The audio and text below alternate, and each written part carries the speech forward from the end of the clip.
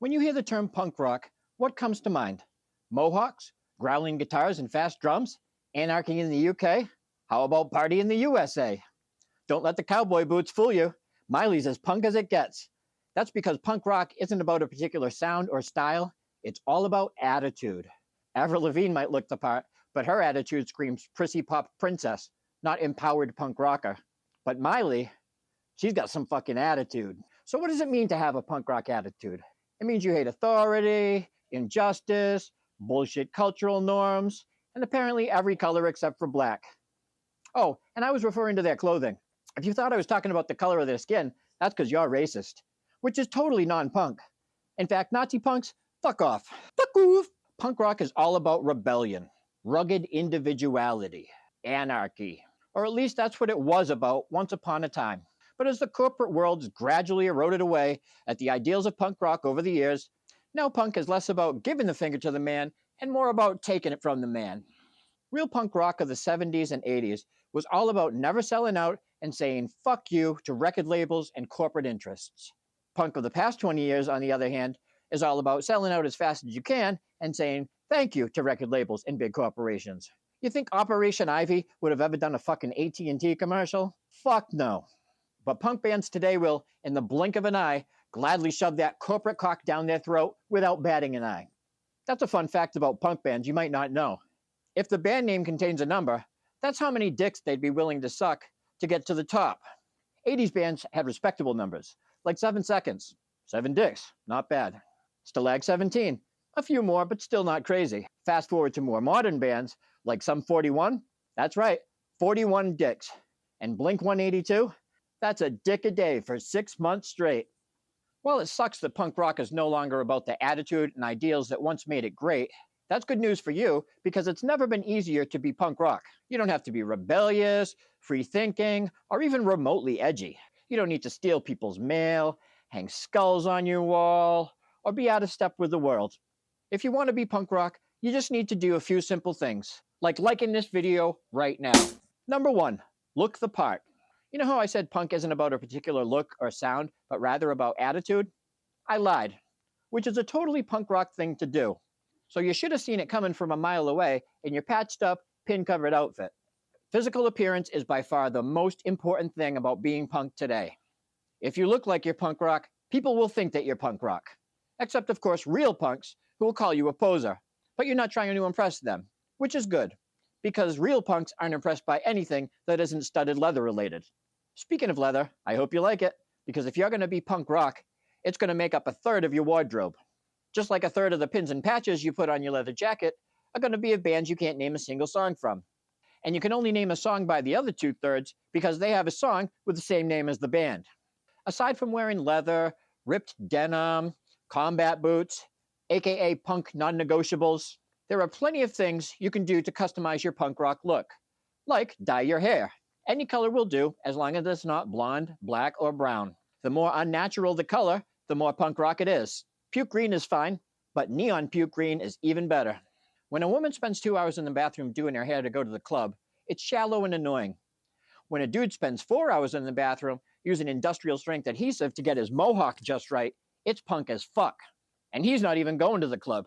He's just running to Home Depot to buy more adhesive so he can erect tomorrow's mohawk. Number 2, non-conformity.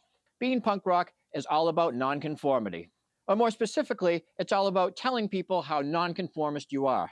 Since if you want people to think you're punk, you're totally going to have to conform to punk rock fashion standards. But there's nothing less punk rock than going around telling people how punk rock you are. Remember, real punks rock, fake punks talk. If you want to really be punk in today's world, you have to be a non-conformist. You don't conform to society's values. You don't conform to punk values. You don't even conform to your own values. Aside from the sweet 18-inch mohawk you spend 4 hours super gluing up every morning, you don't value a fucking thing. And there's nothing more punk rock than that. Number 3, diversity. Are you a gay dude? A black chick? A tan trans man named Stan? Personally, I don't give a fuck what you are. And neither does punk rock. Punk is all about celebrating diversity. Not diversity of style or music or ideals, but diversity of, well, whatever else is left. Things like race, religion, sexual orientation, You know, the superficial shit people love to stay up late arguing about on the internet. While your average internet troll might not be accepting of these things, punk doesn't give a fuck. Black or brown skin? No problem. Black or brown hair? Not punk. Dude who likes dick? No problem. Dude who doesn't like the dicks? Not punk. Really into religion? No problem. Not really into bad religion? Not punk. The punk world will gladly accept you with open arms, no matter who you are. You don't have to worry about being judged based on sexual orientation or on the color of your skin, just the color of your hair, the style of your clothing, and the music you listen to. Number 4, DIY. Punk is all about the DIY work ethic, which is ironic since punks generally don't like to work and have no real ethical standards. DIY stands for do it yourself. It's much more effective than the previous model, the YDI model, where you come up with an idea, point at someone else and say, you do it, and then nothing gets done. When major labels, managers, and booking agents of the 70s and 80s refused to work with punk bands because they weren't commercial enough, those bands said, fuck you, we'll do it ourselves. So the punk rockers started their own labels, promoted their own shows, created an amazing scene that flourished without the help of any of the majors, which, of course, attracted the attention of all the majors. In the mid-90s, labels were signing punk bands left and right. You no longer had to be DIY like DRI. The only DIYing a punk rocker had to do was call up a major and say, hey, I got a punk band. How can we sell out as quickly and completely as possible? Then the label would handle the rest. 3 months later, bam, you're on MTV stabbing a couch to death or singing about how you're just a sucker with low self-esteem. Fast forward to today and things are different. If you want to be punk, the only thing you should be doing yourself is talking about how DIY you're not. That's because when people hear the term today, they think hip-hop or indie music, not punk. Forget doing it and doing it and doing it yourself. DIY is no longer punk. DNR, do nothing really, is.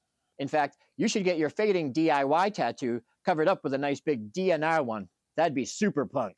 Number 5, attitude. You've got the spiky hair, the combat boots, and the patch-covered jacket. You've got the punk rock playlist on Spotify you barely ever listen to. You're almost there. All you need now is to develop your punk rock attitude. In the early days of punk, an I don't give a fuck attitude was all it took. Punk was the original IDGAF.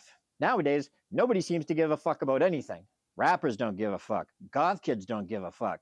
So to be punk today, you have to go beyond not giving a fuck. You have to give negative fucks, which means you can't be pro anything, only anti-everything. Anti-establishment, anti-racist, anti-flag, anti-toto, all punk.